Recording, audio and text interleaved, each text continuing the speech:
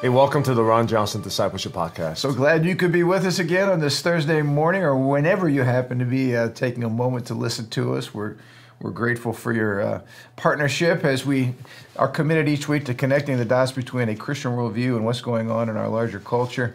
And speaking of what's going on in our larger culture, I got away from our larger culture this last week and created a zero culture where I was able to just relax, not have to think about anything, and got some good R&R. Did you get some sun? Is it pretty nice down there? I got some sun. Okay. It was like in the 80s. The sun was out, that big glowing thing in the sky that we don't see around here in Indiana too much. Replenish your vitamin D for the whole year right there. Oh, man, I'm good. I'm feeling so good. And I sat there poolside and watched a great Living Stones worship service on Sunday. Our worship team was off the charts as always. And I loved your bless you. Yeah, excuse me. I loved your use of some media, and we got to see your gymnastics skills. Yeah, well, it's funny because third service, we actually had some gymnasts there. Oh, no way. And I was tempted to actually ask, because I know some of them, like, they could probably show off really good. But, you just learn that people walk away, not a lot of times, not even about what you say, but what they see. No, you're right. So you try to just leave an impression one way or another, You're exactly right. And in fact, this week I pick up the baton from you. We're working through Mark's gospel, and we're talking about how Jesus was the master at parables, visual storytelling. That was great. So you didn't, I noticed you walked into the studio this morning, no crutches or anything. You did it. Yeah, I was tempted to start preaching from the beam. But then I realized 3 services, so I was like, second service, you were teasing us. You said maybe third service. Third service, maybe I was going to do it, but by third service, my blood sugar was a little low, so I was like, I should probably just be wise and actually get back on the stable platform. Well, I can't remember it if we were talking one year about New Year's resolutions or something, but I was preaching. My pulpit was a treadmill. Because most people have, visions of being healthier in the new year, and I was tempted to actually preach while I walked, but I thought better of it. You got to bring a treadmill to the pulpit. I could just see myself a bigger pulpit. Sliding off the back. You don't pay attention for a second. Thud. So those are the things as you get older, you start to be like, it's a good idea in my head. Exactly. That's pretty much where it ends. Exactly. Well, that's good. Well, hey, so you didn't take advantage of the gymnasts having them come up and work on their balance? No, I thought about it. I thought about it for a second. I was like, Well, Mary and I were watching that video you showed of all the guys crashing and burning, and then we realized guys don't do balance beam. That's the point. Even male gymnasts who have great balance struggle with balance beam if you're not trained. If you're not trained, then you can't do it. So it's not just me. Absolutely. Well, it was like, that's right. We don't do balance beam. That's a woman's event. Anyway, incredible. But anyway, I was glad to come back. First of all, I appreciate all of our hard work on our social media team. To be able to watch that while we're away, it was great, and let us feel like we're home. And I know we get feedback every week from people who are traveling, and that's such a blessing. But I wanted to let folks know, kind of in line with what we're talking about here at this kickoff of this new year, Sunday night's going to be what I consider one of my favorite nights of the year for our church family. Yeah. Here at Living Stones, it's what we call our State of the Church address. It's kind of like the State of the Union, only the State of the Church, and we really go back and just look at what God did in 2022. We celebrate that, and then we start looking ahead for 2023. What is the Holy Spirit saying? What's in our hearts? What are we believing God for? And it kind of falls in the whole line of the resolutions and being intentional. We talked a little bit about that last Thursday on our podcast, and really this is the outworking of that, because we look at where God's brought us, what we believe God for, and of course in there's always things that we were very intentional about, but what I love about the Lord is there's always things that He surprises us with, and maybe you can relate. There are some things throughout the course of the year you're planning on, you're budgeting, you're believing, you're working, you're reading, but the Lord always throws us some curveballs, and those curveballs are always make things a lot more fun and enjoyable. Yeah. But I wanted to pick up where we left off just by way of talking about intentionality and godly resolves. 2 Thessalonians chapter 1, if someone asked me, Pastor, what's the biblical basis for New Year's resolutions? Is there one? I would go straight here to 2 Thessalonians 1, verses 11 and 12. It says, to this end we pray for you that our God may make you worthy of His calling and may fulfill every resolve for good and every work of faith by his power. So we got two things working hand in hand here. You got a godly resolve, and you have it mixed with faith. If you make a resolve but there's no faith, you're not going to get much. And if you just say you have faith but you don't really have a target, you're not going to get much. Those two things really go together hand in glove. And so we came to the conclusion that godly resolves are good, but self-focused resolves end up falling flat. Talk a little bit about that. We talked about so many of the resolves kind of center around me, making me the better version of me, and that doesn't always work so good. Yeah, I mean, I think a lot of times faith is really our daily walk with the Lord. You know, sometimes I think people think faith is just like, I randomly going to believe in something really hard, and hopefully that will come true. Yeah. And whereas I think resolve and faith sometimes comes hand in hand, because faith comes from a daily habit of listening to the Lord, walking with him, knowing him, interacting with him, hearing his voice. And you need a resolve to do that, because we get so distracted so easily. You need a resolve to have the faith. And when the Lord speaks to you about a certain topic, a certain issue, then this is not just a pie in the sky. This is something that God's tangibly leading, guiding you in it. And it's going to take some faith. It's going to take some risk, and it's going to take some uncertainty. Yeah. And you take resolve to walk through those paths. So like you said, they go hand in hand. Yeah. And I think sometimes we lose sight of what we resolve, because, if you're after the six-pack, that's great. You're going to do your sit-ups and you're going to work on your core because you're going after the six-pack. But at the end of the day, what difference does your six-pack make in the larger world, or in the kingdom?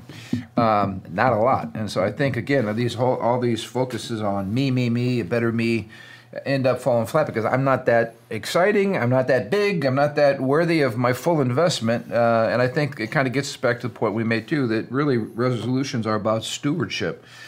Who is it that God made you? What has he called you to do? And how are you partnering with him for things that really matter, not only now, but eternally? Mm-hmm. That's better than just trying to get a ripple. I always tell people, I got a six-pack under there. I just can't see it anymore. I got more like a kegger going on my belly. But there's things more important than my six-pack. Well, I think you make a good point. I mean, a lot of our personal improvement resolves are just swayed by the culture. It's kind of what people say. New Year resolution has become such a trendy topic. Whereas, like I said to people, like for me, I guess if you never have a resolution, this is a good time to start. But man, the Lord's always giving us new challenges and new pushes and new visions and revelation. That's why I don't wait to the New Year's for a resolution. I feel like I make a new resolution all the time. The key is to follow through. Yeah. And again, tying to your daily call, tying to your holistic journey is key. It's not just this trendy one-time thing of self-improvement. It's like, no, what is God's call for us in the larger picture, and how can I fulfill this vision that God's given us? Building it into a lifestyle. I like what you talked about last week, too, about kind of a routine. These things just don't happen. You got to make choices, and you got to put things into your schedule, and then you got to follow through, and you got to be disciplined. Yeah. I like the balance we find with the Apostle Paul on this whole idea of partnership between the Lord and us, between having faith and then having resolves and actually working toward those. This is 1 Corinthians chapter 15, verse 10. Paul says, by the grace of God I am what I am, and his grace toward me was not in vain. On the contrary, I worked harder than any of them, though it was not I, but the grace of God that is with me. This is an amazing passage, because Paul's saying he's not doing it in his own strength. He's doing it by the grace of God. But yet on the other hand, he says, I'm working harder than anybody. Well, this is kind of hit the point I preach on Sunday, is that tension, that balance you have to kind of ride, right? Yeah, on one hand is self-achievement and self-determination. On the other hand is this utter dependence on the grace of God. Yeah. And Jesus is able to walk that balance perfectly. And we're called to walk that balance. And some of us leans more grace and more faith, and I'm just going to believe, but I'm going to sit on my couch while I'm believing. And someone else might lean more self-determination, but then they kind of forget about God. Yeah. And Paul has, again, a great balance of resolving to work hard. I mean, Paul was a hard worker. If you read the book of Acts, man, he worked hard. Yeah. But he has his utter dependence. And God also helped him by giving a little thorn in the side, just to kind of keep him humble, too. Yeah. That connecting point, to keep him coming back. I love what he says. He wants to make sure that the grace of God is not in vain. God's grace towards him, not in vain. In other words, God has all these resources that he wants us to access.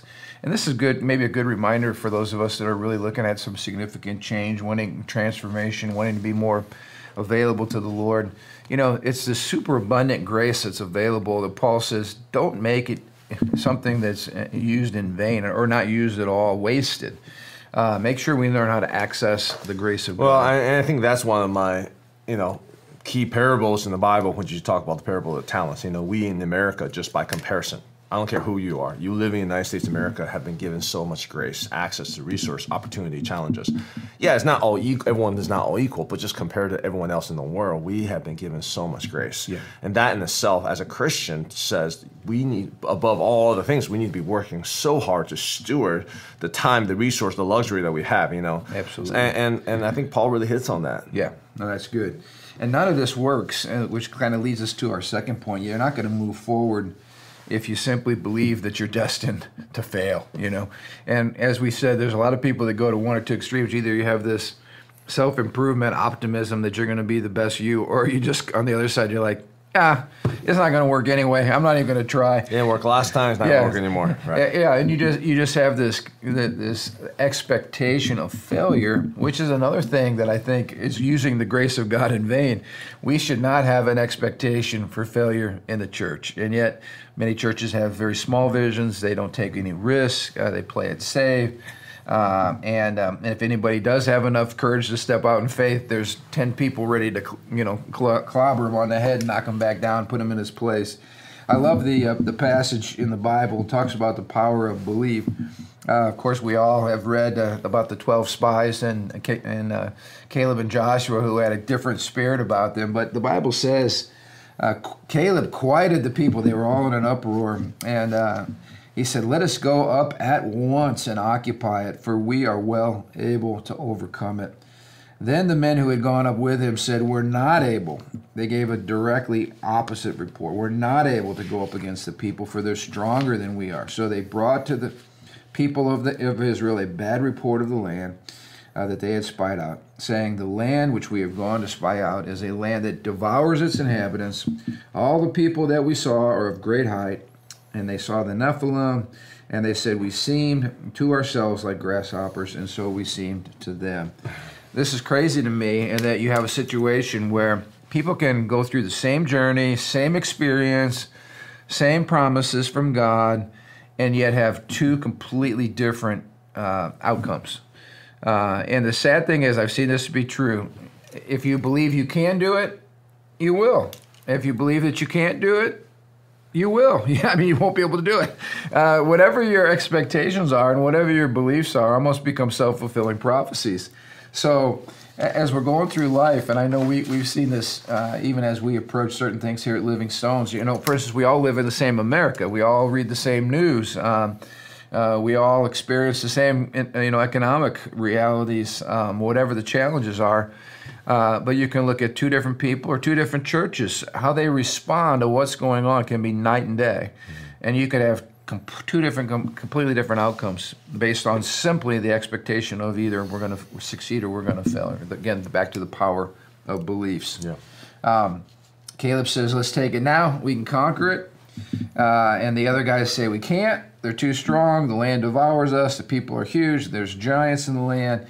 And so it goes right back to the biblical truth, Proverbs 23, verse 7, for as a man thinks in his heart, so is he. That's a great way for us to kind of pause here, because we all need to look at what's really going on inside of our hearts. What are we saying to ourselves? What do we believe about our situation? Because it makes a massive, massive difference. I think a lot of times the problem is we don't ask ourselves that question, what do we believe ourselves? We basically formulate our belief about ourselves based on what everyone else says about us. Yeah. And a lot of times, there's no shame and guilt trying to put on people for that, because a lot of times that's formulated at birth. Your parents will say something to you about you, and you just, as a kid, you just like, okay, that's who I am. And then you grow with that paradigm, right? Yeah. So even when someone says, hey, you've been told you're ugly your whole life, by your parents, by your friends, by your grandparents, whatever it is. And then someone says, oh, you're beautiful. You're just like, that doesn't even... Right, it doesn't even get through. Yeah. You're a loser your whole life. Someone's like, you're really talented in this. It doesn't even get through. And I think that is the power of words, and that's the power of these determinations. So I think very rarely are people even have the ability to have a level of self-awareness, of objectivity, to be like, you know what? who did God really say I am? Yeah. What do I speak to myself? Well, I don't know about you, but I just appreciate having people around me when I sit down and say, hey, speaking of my life, what am I doing well? Where do I need to improve? How can I be a better leader? What do you see in me? Whether it's yourself, Matt, others on our team that say, hey, I really see this happening, or I think we can take this podcast and do this differently, or your best, your greatest blessing or strength to the church family is X, Y, or Z. That's helpful to me because I think we can get lost, among the giants. You feel like, who am I? Do I really have much to offer? That type of perspective. And I think it's interesting, Caleb and Joshua, they only needed each other to believe in each other and spur each other on, and they accomplished great things. And then you got the other 10 who also formed an echo chamber, and it was all negative and all cynical and all jaded. Well, I think from the perspective, I think Caleb and Joshua and obviously Moses, they're anomalies because the rest of the Israelites, how many generations were they living under the oppression of Pharaoh? So they've been told for hundreds of years. Yeah. And you and I experienced some of these countries in East Asia, which after, like Cambodia, after horrific things happens to their people, generations, and as a nation, they have been beaten down. And again, speaking life and courage and creativity in that is very, very difficult because nationally they've been beaten down, and it takes a reformational voice to come and say, hey, have courage. And I think that's a lot of what happened to Israelites. For years and years, they were slaves. Yeah. All they're good for is to make bricks. Yeah. And when you're a slave, the blessing of being a slave is you have to take zero responsibility for your life. You wake up, what are you going to do today? You're going to make bricks. Right. And unfortunately, this is the warped way that we get shaped by our culture. Sometimes people would rather be a slave because it's comfortable to them than assume responsibility for a life that's their own. Right. And you bring up a good point. I think the gift that America brings to the nations is this whole idea of liberty is something that has taken root in our country. That in a government by the people, for the people. We just have a different view of the way the world works. We have a different view of government. We have a different view of freedom and dreaming. What we bring when we go to these countries, imagine if you're a slave, you've never had the freedom or privilege of dreaming. Like, what would you like to do with your life? That for 400 years, nobody's thought that thought. No one asked that question. And then all of a sudden you're told, hey, God's going to take you into the promised land. And you can do it. And here's the promise from the Lord. And you're going to have your own land, and you're going to have your own house, and you're going to have your own garden, and you're going to eat your own food, and you're going to be able to create and dream and really be who God called you to be. After 400 years of never even having that thought enter your mind, you can imagine how in bondage these people were internally, not just externally. Oh yeah, and I think that's the biggest bondage. It's not even external. It's really in your mind. And God literally has said, this mentality is so toxic that I cannot have this mentality in the promised land. So I have to let this mentality die out. Yeah. 40 years wandering in the wilderness, so that whole generation has died, and their kids have a brand new mindset. They're not living in Egypt anymore. Yeah. To say this new generation can now occupy the promised land. That is an amazing thought right there, 40 years. Same thing with Moses, 40 years, backside of the desert. Yeah. It takes a long time to kill these things in our minds, and maybe that's a good word of encouragement to somebody watching today. Our growth and our transformation are not usually in giant leaps. They're usually in little baby steps, and it takes time. That's why we encourage you, don't give up on yourself. Don't give up on other people. Keep believing the word of the Lord. Keep believing God's promises. Keep believing that the Lord is at work in all of us to change all of us. Well, I think that's why the Caleb and the Joshuas are so special. Because they are able to break through. They never let that spark of creativity, of courage, of risk, of trusting God die in their heart, and they become the leaders. Yeah. And that's why we need leaders like that who are able to see above the mundane, to say, hey, they're disruptive. Yeah. To the status quo. Well, and that was the sad thing, was that they had already made a plan. I had here in my notes that they were more comfortable being slaves than with the scary thought of being owners. At the thought of change, they cried, they wept, they blamed God, they crossed 1,000 bridges that didn't exist. they formed a committee to stone Caleb and Joshua, and they began organizing their return trip to Egypt. Yeah. All of that happened simply by hearing and receiving into their hearts a bad report that tied all the way back into their we have no belief in ourselves and we have no belief in God. Embedded in this message is a powerful message on socialism and liberty, of slavery, like the whole thing, like, you own nothing, be happy. I forgot what globalist said that, whatever the idea, it's like, oh, you guys are content being slaves and let the leaders rule you. Yeah. Whereas the spirit of the gospel and the spirit of Joshua and Caleb is like, no, we'd rather be free men and then be slaves and be comfortable. Yeah. We want to be free, and we don't want our kids to be slaves. We don't want our kids to be put in a box. We want to honor God with our lives, and that is the gospel. So that's the kingdom of God Himself. Well, you bring up a good point, because you talk about that slavery kind of totalitarian mindset. They're looking at what they had for dinner with such glowing terms. Right. They're eating boiled vegetables. And they're like, man, back in Egypt, right? They're thinking of their bellies, and it's really a sad state when you see human beings who have lost their belief in God, their intentionality, their responsibility, the sense of stewarding their lives. You go right back down to where all you care about is what's for dinner. I just want content. I want to be leisure. I have my access to my social media. My internet's working. I don't need to create. I don't need to take risks. I don't need to take ownership. I'll just do whatever the government tells me or whatever mass media tells me and follow the line, Yeah. And that I guess that's a challenge for all of us, because even in the church we can become slaves. And when somebody comes along and says, hey, let's believe God for this, it's almost like people want to stone that person for simply wanting to believe God. Yeah. The cynicism runs really, really deep. And I think, I just want to tap into this because we talk about resolutions. We've all gone through disappointment. And it's important to remember that the past and your disappointments only exist in your mind. They're not here. They're not part of our life right now, except to the degree that we choose to perpetuate the memories. And so some of us need to just let go of past failures and realize it's a new day, and God is at work. His grace is there. Don't leave it out in vain. Keep working hard. And keep moving forward. Cynicism is a form of self-protection. So when you go up to somebody and say, hey, let's believe God, we can pay the expansion off in cash, a cynic will right away shoot you down. And it's been said, cynics say, pop their own bubbles before somebody, or their own balloons before somebody else has a chance to pop them. There's always people like that will shoot you down and shoot down your ideas and shoot down your dreams. That's why I think it's so important to hang around with people of the same tribe. We use that language a lot around here at Living Stones.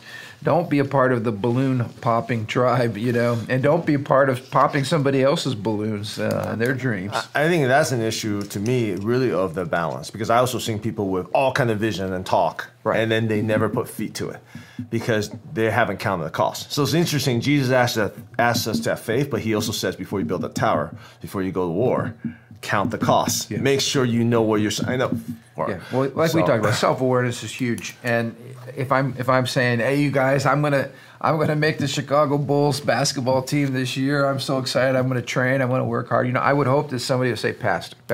Mm-hmm. You're not going to make the Chicago Bulls. Well, for me, it's like, I meet with like business guys who want to start their own business. Right, It's like I am never going to be the one who's going to be like, you can't do it. But I'm going to sit down with them and say, hey, I think you can do it. Let's sit down. Let's have a business plan. Yeah. Let's talk about how much cash you have. Let's talk about these practical things. Right. Because what's your strategy to get where you want to be? It gives you the next step to take those step by step. So to me, you need a balance of reality to say, hey, this is what you have to do. If you have your own business, it means you have to get up and you have to do this and you have to do this yourself. Are you able to do that before you quit your day job? Maybe think through that first.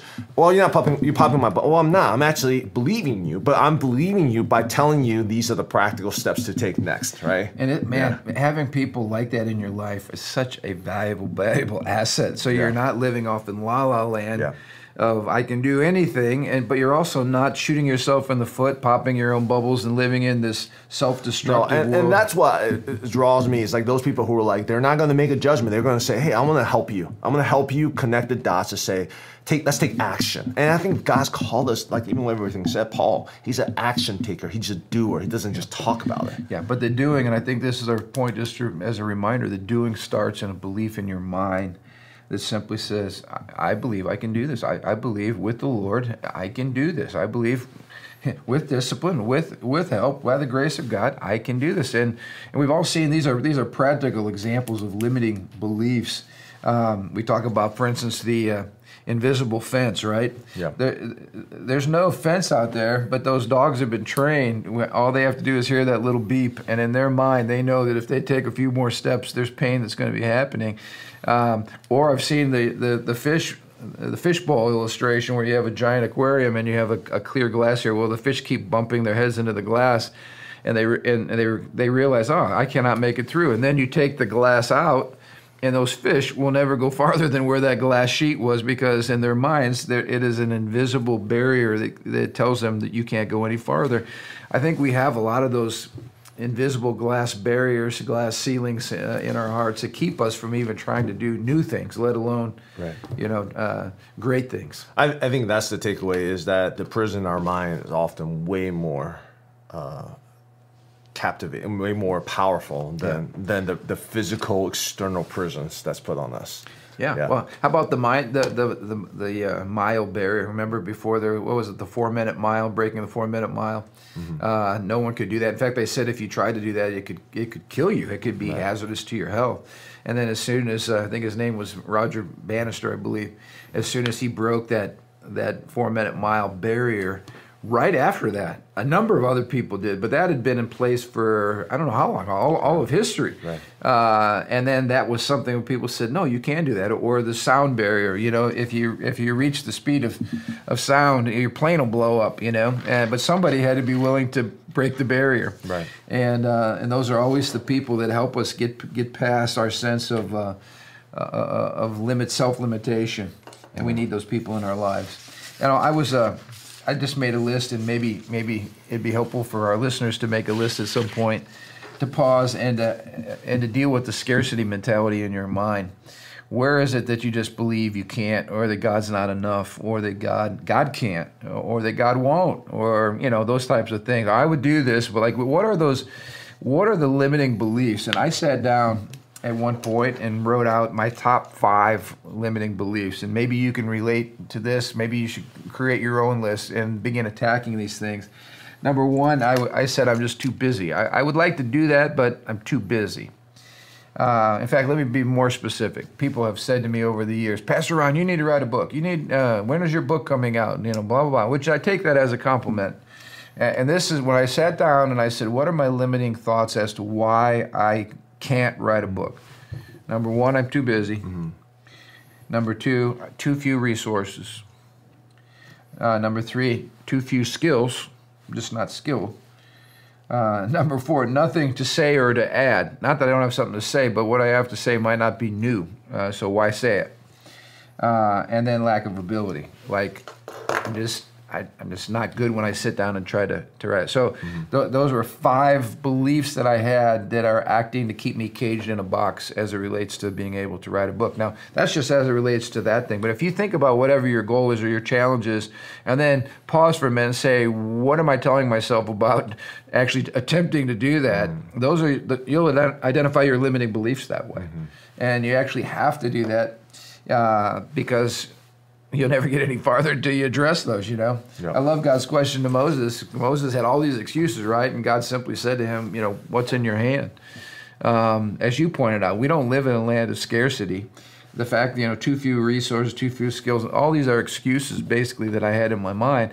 None of them are true. We have resources. We have help. We have, all kinds of things around us to help us to do what we really want to do. The question is, are we cynical? And do we, first of all, need to come back to the conviction that I can succeed, and I think that's the biggest thing. That's good. I love what the writer of Hebrews says in Hebrews 10:35. Therefore, do not cast away your confidence, which has great reward. Boy, if you believe you can, then you can. I was listening to some of these pro quarterbacks who were all world in college, right? And then they go to the pros, and it's a whole new game. One of the guys that was talking was the quarterback of the Dolphins, who's a born-again, Spirit-filled Christian, Tua, with a nice long Hawaiian last name, Tagliavoa or whatever his name is. But he was saying that when he came to the pros, he had just a crisis in his confidence. And he got around a coach who just simply said, hey, you're a great quarterback, and you absolutely have what it takes to be very successful in this league. Because, you get all the negative Twitter and the social media and people hating you, and you have one bad game, and everybody's writing you off, throw the bum out, why do we have this guy? And that's all you get constantly. You get the 10 spies surrounding you, right? Mm-hmm. And he said, I started listening to people who had my best interest and who really believed in me. And when you get your confidence back, then you get your strength back. And when you get your strength back, you can go out and accomplish your goals. So sometimes it's just having people around you. And that's why I guess I love the local church so much, and why I love the relationships that we have with our church family. Because when you get surrounded by people who love you, who believe in you, who care for you, who'll tell you the truth, not because they hate you or they're trying to hurt you, but because they help you and they want you to succeed. They'll ask you hard questions. Mm-hmm. You've been one of those friends in my life over the years that helped me just hone in on who I am and where I need to grow and what you see in me. And you've made me a better person, a better leader. And I'm just grateful for those voices around me, not voices that just are rah-rah voices all the time. You just need encouragers, but you also need people to say, okay, now let's roll up our sleeves and how do we get there? Right. And you've been one of those people, in my life. So I appreciate that, and I want to also encourage us. I don't alone get to just enjoy all of this. Find, if you're not part of our church family or not part of locally, get in a great church of people who believe God and who love you and believe in you. When I got back, I had a couple of things. I had a couple of letters waiting for me.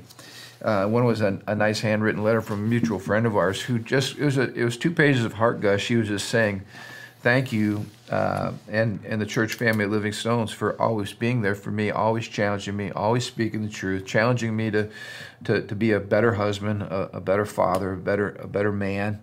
And I thought, wow, that was really, really cool. It was, again, 2 pages of heart gush.